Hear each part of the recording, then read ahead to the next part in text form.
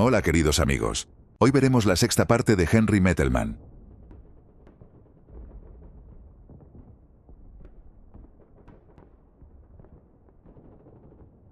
Rostov lucía como una ciudad moderna, limpia y espaciosa, mucho más que las viejas ciudades industriales que habíamos pasado en la región de Donbass. Las calles principales eran amplias y algunas tenían líneas de tranvía especiales. En las calles centrales arboladas había muchos parques con asientos y kioscos de música. Uno podía ver que la gente se había preocupado por la ciudad, incluso después de que la hubiéramos tomado. Como un todo, los remanentes del Ejército Rojo, apoyados activamente por batallones de trabajadores y civiles, seguían resistiendo desde los parques, y tuvimos dificultades considerables para desalojarlos con nuestros tanques y otros vehículos.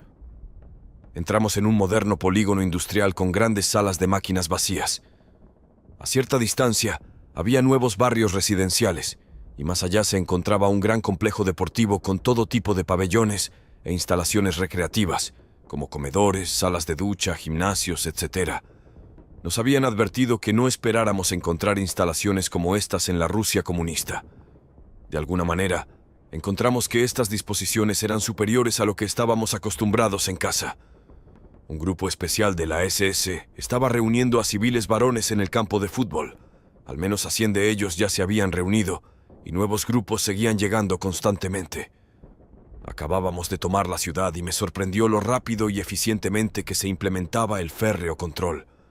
Un guardia de la SS nos informó que eran ingenieros, universitarios y otros de la inteligencia que serían investigados. Como en un partido de fútbol, estábamos apoyados en las pesadas barreras de madera, observando lo que sucedía con gran curiosidad, pero poca comprensión. Escuchamos a algunos civiles demostrando con los guardias de manera apelativa. Querían saber por qué los habían llevado allí, y decían que no habían cometido ningún crimen. Sin embargo, los guardias los apartaron y les ordenaron que se callaran. Un hombre mayor en camisa blanca que parecía no darle paz a uno de los guardias había recibido un golpe en la cara y estaba sentado en el césped, sosteniendo su nariz sangrante, mientras otros se agrupaban alrededor para ayudarlo. Para nosotros, jóvenes soldados, era difícil no sentir cierta simpatía por los civiles en el campo. Muchas de sus esposas y niños llegaron para llevarles comida y ropa, que los guardias aceptaron y entregaron, aunque no les permitieron reunirse ni hablar entre ellos. Una mujer con su hija adolescente se acercó a nosotros y pidió información sobre su esposo. Por supuesto, no pudimos decirle nada, y cuando le dijimos que éramos de la Wehrmacht y que su esposo estaba en manos de la SS, noté cuán asustada se puso. Los vi alejarse a ambos, llorando. Cuando dejamos Rostov unos días después, estas personas todavía estaban allí, y no sé qué les sucedió. Éramos un ejército muy joven, con una edad promedio de poco más de 20 años, y nunca se nos permitió pensar en la posibilidad de la derrota. Después de semanas de un sol abrasador con solo tormentas ocasionales en medio, la tierra estaba reseca y se abrían brechas. El escaso pasto de la estepa estaba seco y la estepa misma a menudo estaba en llamas, enviando columnas de humo al cielo azul pálido del verano, que se veían a millas a la redonda. Avanzando constantemente hacia el norte para llegar al meandro norte del río, cruzamos el camino de la mayor parte de nuestro ejército, principalmente divisiones Panzer, que se movían hacia el este en dirección general hacia la gran ciudad de Kalach, en el punto más oriental del río Don. Desde Kalach, sabíamos que había solo 50 millas en línea recta hasta Stalingrado y el Volga. Sin embargo, a pesar de nuestra confianza, no teníamos ilusiones de que estas últimas 50 millas pudieran ser los más difíciles de todos. En nuestro camino nos encontramos con divisiones húngaras, rumanas e italianas, que aparentemente también querían su parte del pastel ruso, y en una ocasión nos cruzamos con una unidad compuesta completamente por eslovacos.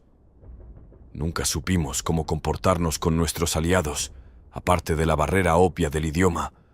También había una actitud de arrogancia que nosotros mismos habíamos creado. Según nosotros, nuestra superioridad racial sobre ellos era un hecho, y que nuestra eficiencia militar era mayor que la suya era igualmente evidente. Los considerábamos poco confiables, y siempre nos sentíamos incómodos cuando operaban en nuestros flancos. Era evidente que el Ejército Rojo también tenía las mismas opiniones sobre ellos, porque cuando elegían lanzar un contraataque, generalmente golpeaban en nuestro eslabón más débil, que era la sección de nuestros aliados. Muchos de nosotros estábamos sufriendo gravemente de diarrea, lo que causaba un problema serio en cuanto al personal a lo largo del frente. Solo los casos más graves eran retirados de la línea del frente, mientras que el resto de nosotros teníamos que conformarnos con tragar un polvo de carbón muy polvoriento que parecía hacer poca diferencia. Era un asunto bastante angustioso cuando tenía que evacuar mis intestinos en plena batalla. Simplemente estaba fuera de discusión, pero detenernos y sentarnos con los pantalones bajados, tratando de hacerlo lo más rápido posible, no era una tarea fácil cuando te observaban y te instaban a hacerlo para evitar que la enfermedad se propagara. Teníamos instrucciones estrictas de llevar siempre una pequeña pala con nosotros. A través de la mira de mi blindado, vi muchas escenas hilarantes de valientes soldados aferrándose a la torreta de un Panzer en movimiento, con los pantalones bajados y haciendo gestos desesperados para hacerlo casi imposible. A pesar de que la Fuerza Aérea Soviética era una amenaza constante, nuestros Messerschmitts tenían el control del cielo en ese momento. Cuando se acercaban a nosotros volando bajo y haciendo giros, estábamos atentos a los mensajes escritos que arrojaban para informarnos de la situación general y advertirnos sobre posibles peligros. Supimos que el Ejército Rojo estaba en retirada completa pero ordenada, que algunas de sus unidades habían cruzado el Don, pero que también habían establecido fuertes posiciones defensivas en nuestro lado.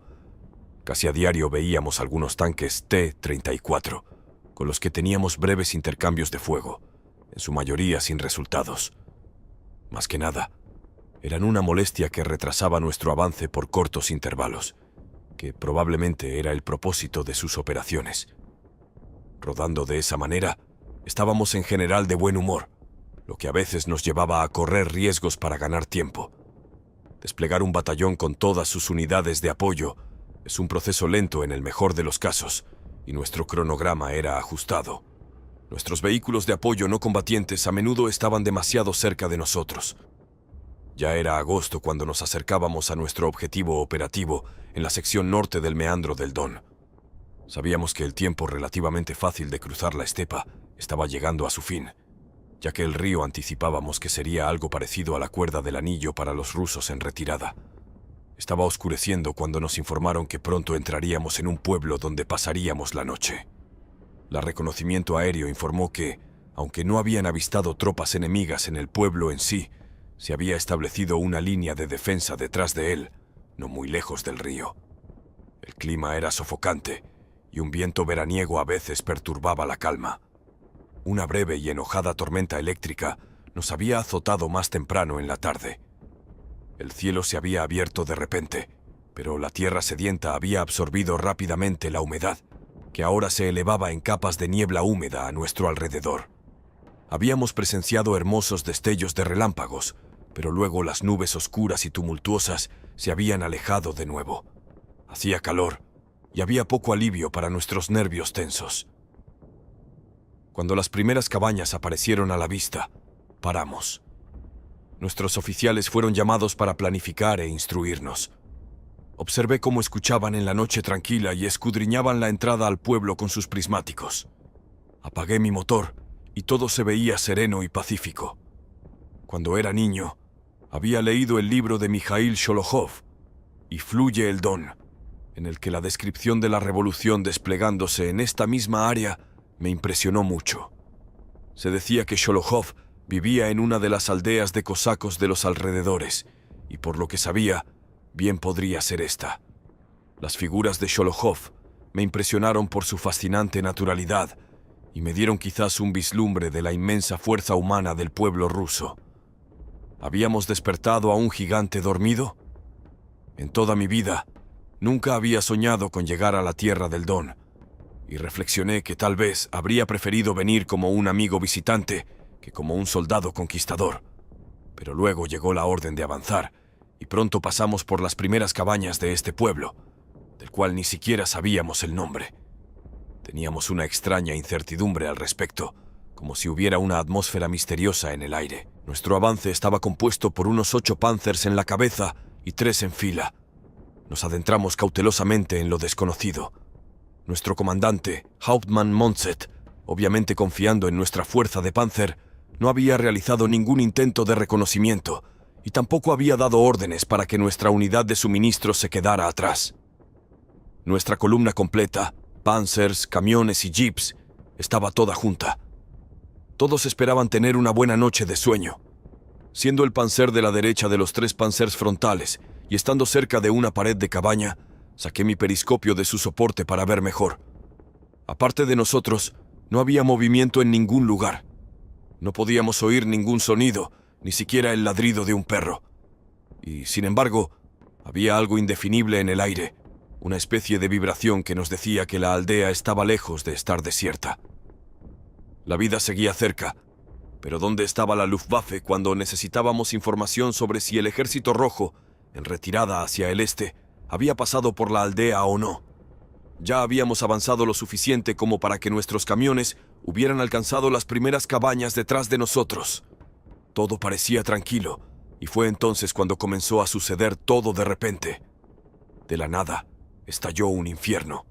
Podía escuchar los clics metálicos de las balas golpeando la carrocería de mi Panzer, y luego hubo una explosión sorda de granadas de mano. Después de haber hecho de nosotros mismos patos fáciles, ahora nos preguntábamos si los rusos tenían algo más fuerte para enfrentarnos que las armas de infantería.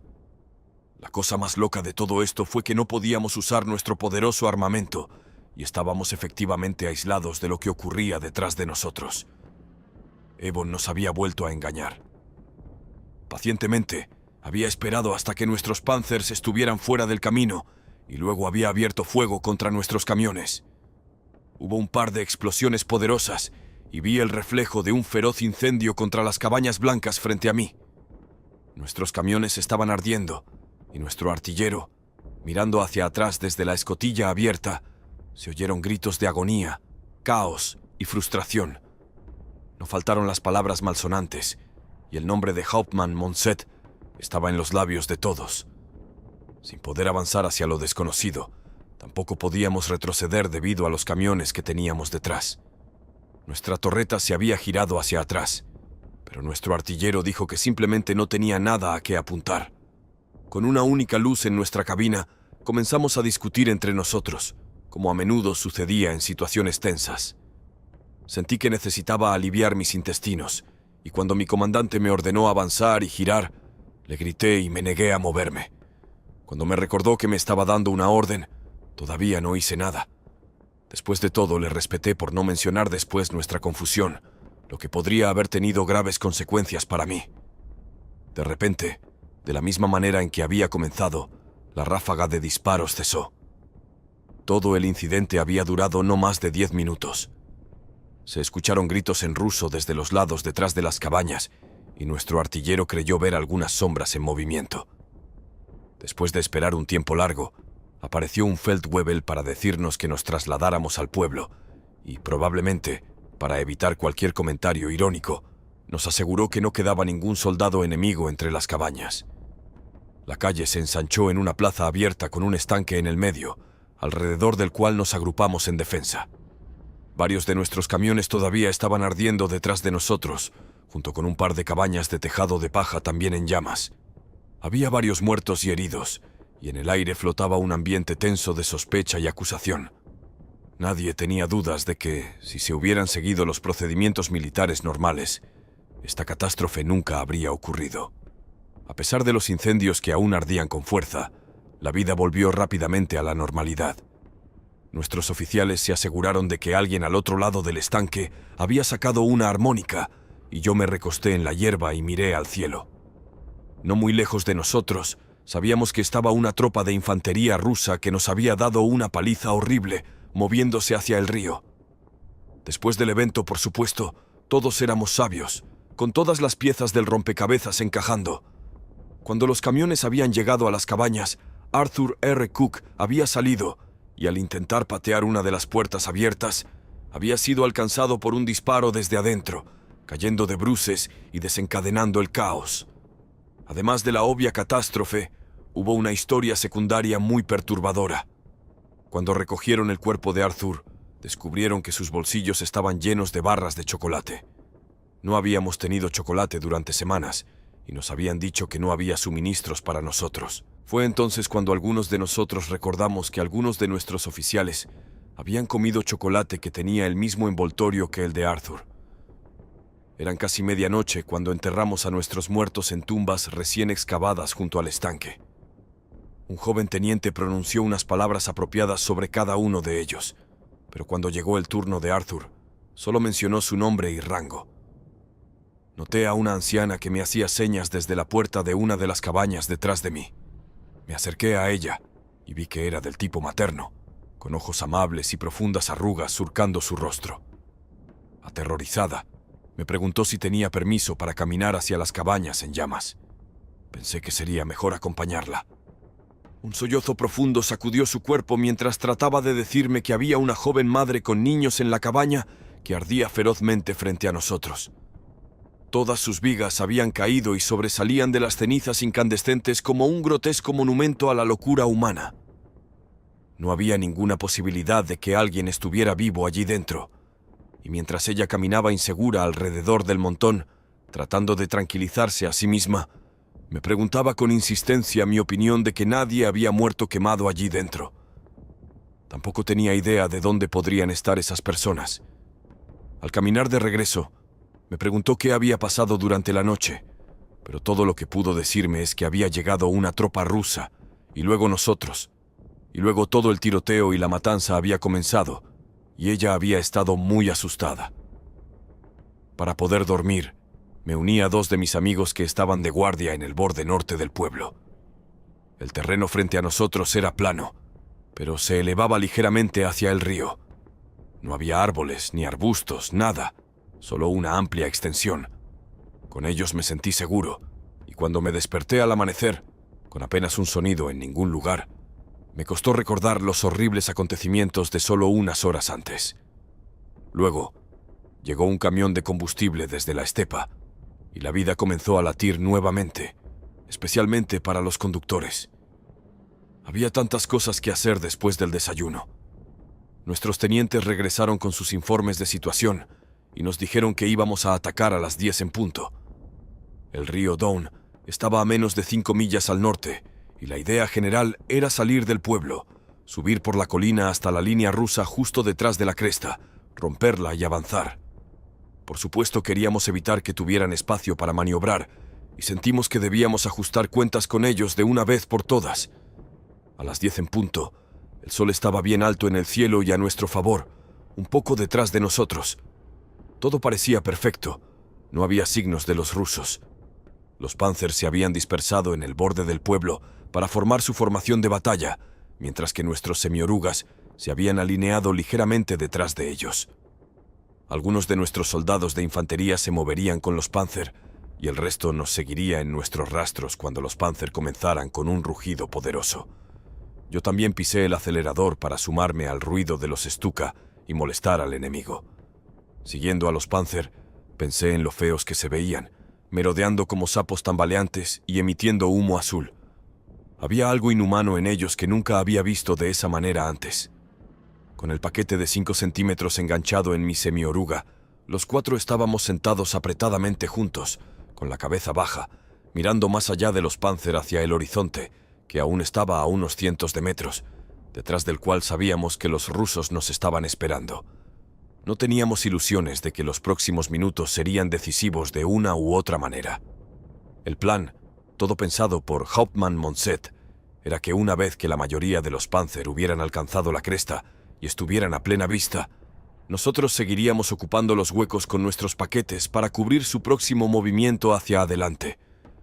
La infantería protegería todo alrededor contra las pequeñas interrupciones armadas.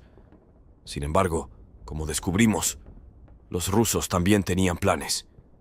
Cuando la mayoría de los Panzer había alcanzado la cresta y estaban completamente visibles, hubo un estruendo infernal, cuyo origen no dejamos en duda. Los rusos tenían un paquete de 7.62 centímetros en una posición bien camuflada. El efecto fue inmediato y desastroso. Parados contra el cielo en una posición de blanco soberbia, nuestros Panzer no tenían oportunidad. 2 de ellos se incendiaron casi de inmediato, sin que ninguna de las tripulaciones pudiera salir. Otros 2 tuvieron problemas y tuvieron que ser abandonados. mientras que el resto retrocedió apresuradamente. Luego se volvió, y ahora venía rugiendo hacia nosotros con el teniente comandante gritando cerca del pánico. Nuestras tripulaciones desengancharon los paquetes y los posicionaron para cubrir el borde, por si los rusos los seguían, mientras que nosotros, los conductores, bajamos corriendo por las laderas detrás de los Panzer hacia el punto de reagrupamiento en el borde del pueblo. El ambiente allí era de completa frustración y amargura, y en ese momento pudimos escuchar los sordos golpes de la munición explotando en los 2 Panzer en llamas con 7 de nuestros amigos dentro. Por segunda vez en menos de un día, nos había llevado a la catástrofe. Cuando se unió a nuestra unidad, se sabía que era un protegido personal del general von Appel, comandante de la división. Su acento de clase alta, su actitud arrogante y su deseo demasiado obvio de ganar la Cruz de Hierro no le ganaron amigos, y ciertamente ninguno entre las filas. Incluso en situaciones de combate como esta, insistía en ser dirigido en tercera persona, y si alguien le hablaba, siempre era Herr Helpetmann. Para entonces ya había pasado el mediodía, y Helpet-Monset volvió a llamar a los oficiales para informar sobre la situación y dar nuevas órdenes. Cuando los tenientes volvieron para transmitir estas deliberaciones, no podíamos creer lo que oíamos. En esencia, no había nada malo en ordenar a nuestra infantería que se enterrara y ocupara nidos de ametralladoras entre y alrededor de nuestras posiciones de paquetes. Pero enviar a todos los conductores de paquetes, incluyéndome a mí, con ellos como reserva de artillería y transportistas de municiones, era algo inaudito en la práctica militar. Cualquier situación de emergencia en la que los paquetes tuvieran que retirarse rápidamente y los conductores fueran los primeros en ser llamados desde los nidos de ametralladoras a varios cientos de metros de distancia, se habría convertido en otra catástrofe. Pero así estaba. Con la temperatura aumentando, 2 soldados de infantería y yo nos arrastramos hacia la línea entre los PK, arrastrando nuestras ametralladoras, pistolas, rifles, pequeñas palas y 2 cajas de municiones pesadas con nosotros. Tuvimos que atravesar un campo irregular, lo que fue incómodo y un gran esfuerzo para los brazos. Cuando llegamos a nuestra posición, descubrimos que la tierra caliza estaba muy dura, pero no nos atrevimos a ponernos de pie ni a arrodillarnos. Todo el tiempo estábamos cavando. Nuestras ametralladoras desde atrás estaban abriendo fuego contra las posiciones enemigas más allá de la cresta, obligando a Iván a mantener la cabeza baja. Estábamos ligeramente adelante de nuestros paquetes y no estábamos a más de unos cientos de metros de los rusos. Situaciones como esta a veces provocan una extraña respuesta psicológica. Siendo conscientes de que nuestros oponentes estaban sufriendo las mismas dificultades en sus propios pozos de zorro, el sentimiento personal de odio hacia ellos se evaporaba por completo y en gran medida se transfería a nuestros oficiales, especialmente a Helpetmann. Una vez que terminamos nuestro hoyo poco profundo y usamos la tierra arrojada como protección frente a nosotros, desplegamos mantas en las que extendernos y nos encontramos bastante cómodos. La comida nos la trajeron y cuando llegó la tarde nos aburrimos un poco. Así que pusimos nuestras manos en nuestras bocas y gritamos a los rusos: «Evan, Evan», más algo grosero. Nunca dejaron de responder, a veces llamándonos Fritz, a veces Michel y voilà, no hay guerra. Sabíamos por experiencias anteriores que a nuestros oficiales no les gustaba que participáramos en estos intercambios verbales. Querían que peleáramos contra el enemigo, no que habláramos con él. Pero al estar en la retaguardia no podían hacer nada al respecto. En general, los rusos nos dejaron en paz. Hubo un disparo ocasional de rifle desde ambos lados, y a veces una bengala, cuando manteníamos la cabeza gacha y no nos movíamos. Aunque no pudiéramos ver las posiciones enemigas, sabíamos por los disparos de armas pequeñas exactamente dónde estaban. Entre nosotros, habíamos acordado que 2 de nosotros dormirían, y uno vigilaría la línea en la cresta. Era aburrido en la oscuridad y, una vez que me desperté, me di cuenta de que los 3 habíamos estado durmiendo. Pero luego, con otros pozos de zorro alrededor, así como las posiciones de PK, habría sido muy poco probable que Iván se acercara a nosotros sin ser visto por alguien. Miré hacia nuestros 2 Panzer que todavía humeaban no muy lejos, y aunque me molestó que, como conductor de Panzer, me encontrara acostado en un hoyo junto con la infantería, me resigné y acepté mi destino como soldado. Luego vino avanzando sigilosamente para recopilar nuestros informes sobre los movimientos del enemigo. Nos dijo que Helpet Manset había sido duramente reprendido por la sede divisional por teléfono debido a los fracasos y que parecía desesperado por recuperar de alguna manera su gravemente dañada reputación. Sacudiendo la cabeza, el sargento nos advirtió que estuviéramos preparados para cualquier cosa, y tenía toda la razón. Poco después, el propio Helpetman vino arrastrándose y agachándose de hoyo en hoyo. Se sentó, y sin muchos rodeos, fue directo al grano. A la 1 de la madrugada debíamos atacar desde nuestros pozos de zorro, con el objetivo de tomar los nidos rusos desde ambos lados, para hacer seguro el rescate de nuestros camaradas en los Panzers quemados. Los tres estábamos atónitos. Por supuesto, no había forma de que pudiéramos cuestionar su orden, pero cada uno de nosotros tenía mucha más experiencia en combate que Helpetman, y era un hecho triste que nuestras dos tripulaciones estuvieran muertas. Pero arriesgar aún más vidas para sacar sus cuerpos era una locura total. Cuando se fue de nuestro hoyo para arrastrarse hacia el siguiente, simplemente nos miramos entre nosotros, primero en un silencio de piedra y luego con frustración expresada en susurros amargos. Los tres nos sentimos como hombres condenados a una muerte casi segura por ese insensato de Helpetman. Si hubiera sido posible, al menos uno de nosotros habría preferido correr hacia las líneas rusas. Luego, a la 1 en punto, Helpet Manset, junto con 2 jóvenes tenientes, subió de nuevo a una posición especialmente preparada desde la que personalmente lideraría un asalto. Cualquiera que haya dicho algo sobre él, no era un cobarde. La noche estaba clara, y apenas se oía un sonido. Antes habíamos oído a los rusos hablando en voz alta entre ellos, y uno de ellos con una armónica había tocado melódicas y melancólicas melodías rusas. Les habíamos gritado que se callaran porque queríamos dormir, y habían reído y luego, inusualmente para ellos, habían gritado algo grosero. Nuestro estado de ánimo estaba sosegado y sombrío. Todo en nosotros se rebelaba contra el plan loco de Helpetman. Se dieron las señales acordadas y nos pusimos en marcha. Vi a Seth salir de su cobertura y agitar los brazos como una orden para que todos lo siguieran. Nos movimos muy lentamente cuesta arriba, conscientes de que cada paso nos acercaba más a las líneas rusas. Jurando entre dientes, uno de nosotros llevaba la ametralladora, otro la pistola ametralladora en posición de combate, y yo lo seguía con mi rifle en la espalda y 2 pesadas cajas de municiones en las manos.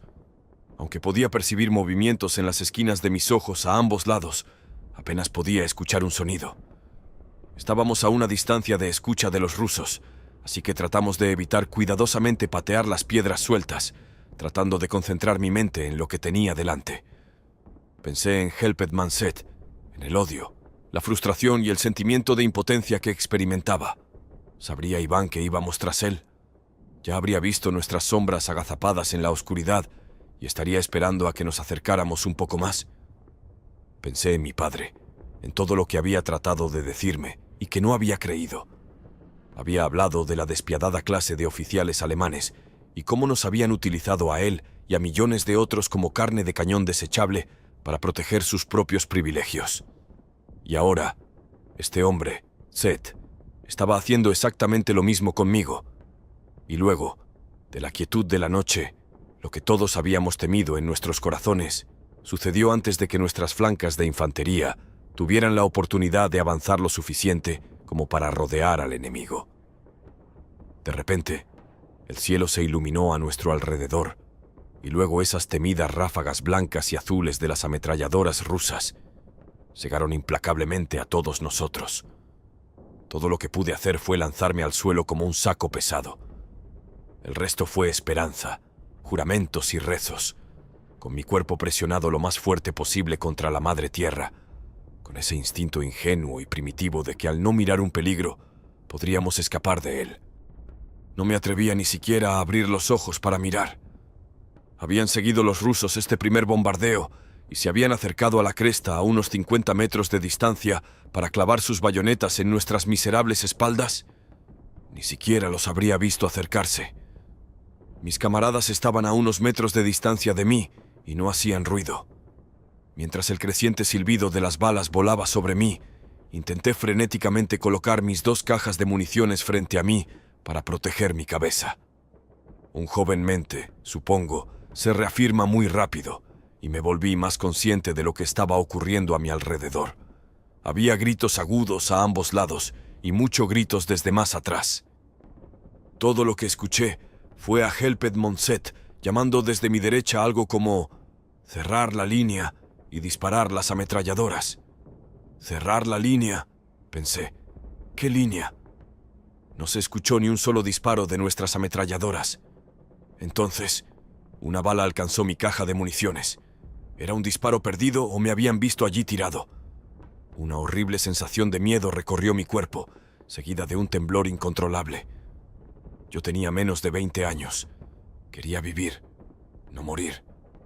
Desesperadamente, aparté las piedras sueltas con mis manos y pies e intenté arrancar pedazos de tierra que sobresalían para hundirme, esperando hundirme unas pocas pulgadas más en la tierra para salvar mi vida. La única comodidad que me llegaba, la única garantía de que seguía con vida, era el tacto de las frías hojas de pasto de la pradera. Desde detrás de nuestros tanques y ametralladoras se abrió una feroz barrera de fuego, pero solo podían disparar a ciegas detrás de las líneas rusas y no podían ayudarnos en absoluto en nuestro enfrentamiento con la infantería enemiga, ya que estábamos acostados demasiado cerca de ellos. Después de unos 30 minutos, aunque había parecido una eternidad, el fuego enemigo parecía disminuir y la orden de Helped Manset se transmitió para retirarnos a nuestros agujeros de zorro. Ese tonto estúpido estaba gritando de nuevo: «¡Abandonar el ataque!», como si alguna vez hubiéramos hecho uno. Y allí estaba yo, tumbado como una rata atrapada, pero aún con la disciplina militar prusiana robotizada en mis huesos. Agarré mi rifle, dejé mis cajas y empecé a gatear de nuevo. Al principio no me atreví a darme la vuelta y ponerme boca abajo. Gatiné torpemente hacia atrás, y solo cuando pensé que estaba un poco más fuera de la línea de tiro directa, desde la cresta, me atreví a darme la vuelta y arrastrarme boca abajo de nuevo hacia mi agujero. Al principio tuve problemas para encontrarlo, pero cuando finalmente caí en él, fue como un refugio. Apenas tenía más de 1 pie de profundidad, pero aún así, elegí tumbarme boca abajo. Puse mi rostro en mi brazo y me volví completamente ajeno a todo lo que me rodeaba. Lo único de lo que era consciente era de la fría tierra bajo la manta, y no quería escuchar, mirar o incluso pensar. No sé cuánto tiempo estuve allí en un estado de casi total agotamiento mental y físico. Lo que primero me sacó de mi trauma fue la realización de que todavía estaba solo. Luego, escuché a Helped Manset gritando, y pensé que había oído mi nombre. Cuando miré hacia él, lo vi mirando desde su escondite. Quería informes de los nidos sobre la fuerza de sus tropas restantes, y nadie se estaba preocupando por complacerlo. Con un flujo más normal de sangre y vida regresando a mí, me preocupé mucho por mis camaradas. Había estado con ellos en un trío, pero ahora estaba de regreso por mi cuenta. ¿Qué iba a reportar? Tal vez se habían perdido en su camino de regreso y habían caído en otro agujero. Pero luego pensé que alguien me habría gritado ese mensaje, y luego llegó la preocupación por mí mismo. Sabiendo que podría elegir hacerlo muy difícil para mí por abandonar a mis camaradas frente al enemigo, traté con todas mis fuerzas de recordar exactamente lo que había sucedido cuando los rusos habían abierto fuego. También habían caído como sacos de arena, pero en realidad no lo había visto, y luego, admitiéndolo solo para mí, simplemente no me había importado. Todo en lo que realmente me había preocupado era por mi propio destino, por mi propia piel. Juzgando por los llamados que ahora poco a poco salían de todas partes, no era el único que echaba de menos a sus amigos en este momento. El tiroteo se había detenido casi por completo. Entonces, escuché las voces rusas imitando nuestras llamadas. Se burlaban de nosotros y la sal que frotaban en nuestras heridas era difícil de soportar. Ahora se estaban formando nubes y, para empeorar las cosas, comenzó a llover al principio, como si estuviera escupiendo con rocío, y luego se volvió más densa y densa hasta que estábamos tumbados bajo una lluvia de verano que todo lo penetraba. Poco después, Helped Monset, moviéndose de hoyo en hoyo, se acercó a mí y se acostó a mi lado. Oh, cómo lo odiaba, aunque seguía actuando de la misma manera altiva de siempre. Pude sentir que estaba muy abatido. Por supuesto, como no podía darle información precisa sobre mis dos compañeros, quería saber por qué simplemente no podía acercarme a ellos. No tenían ninguna oportunidad. Ninguno de nosotros tenía ninguna oportunidad. Los que regresamos simplemente tuvimos suerte. Lo único que me quedaba por decir era Javal, Herr Helpetmann, y luego se fue arrastrándose al siguiente hoyo. La idea de tener que arrastrarme hacia adelante por mi cuenta, de regresar a ese horrible infierno del que acababa de escapar, era aterradora. Por supuesto, lamentaba a mis camaradas y me daba cuenta de que podría haber sido yo allí afuera, posiblemente gravemente herido y esperando ayuda.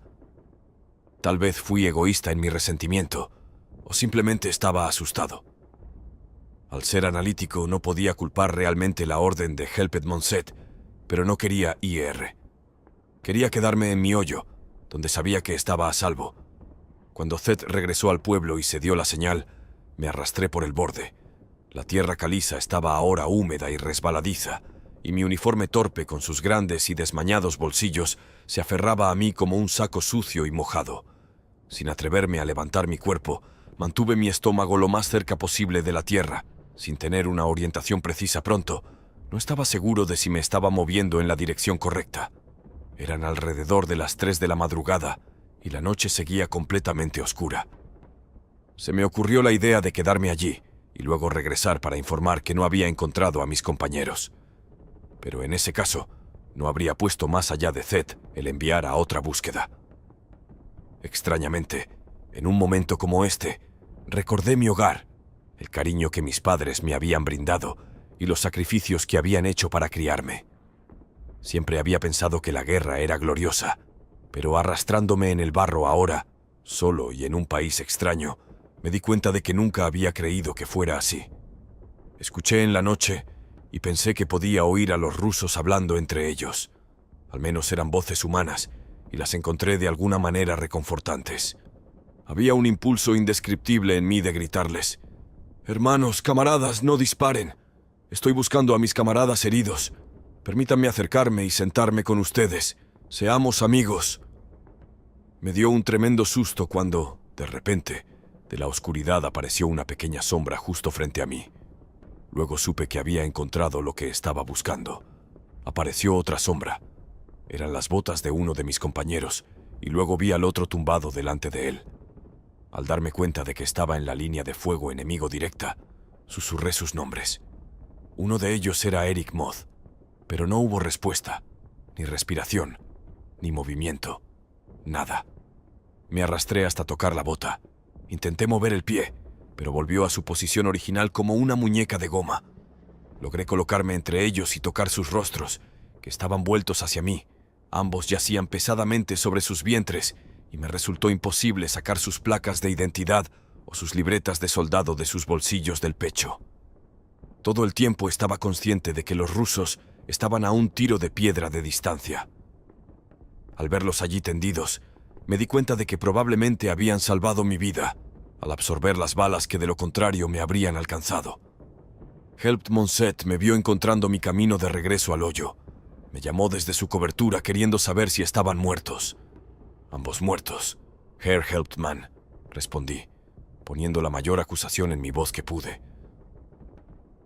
Él no preguntó si había tomado las placas y los libros, sino si había traído la ametralladora, y me pareció escucharlo decir algo como «maldito tonto», después de mi respuesta negativa. Alguien me trajo una lata de comida caliente que devoré. Intenté dormir, pero me sentía tan mojado e incómodo que solo me revolvía en frío miseria. En ese momento, Helpetmann estaba pidiendo información y dando instrucciones. Estaba claro que nuestras pérdidas habían sido considerablemente altas nuevamente, y por el tono de las respuestas de los demás, supe que el ambiente estaba cargado de odio. Vi a Helpetmann en su hoyo, mirando con sus prismáticos la línea rusa. Sus tenientes y otros habían regresado al pueblo y él estaba solo. Entonces, hubo un solo disparo, lo cual, por sí solo, no era inusual, pero lo que parecía extraño era que venía de mi izquierda y los rusos estaban frente a mí.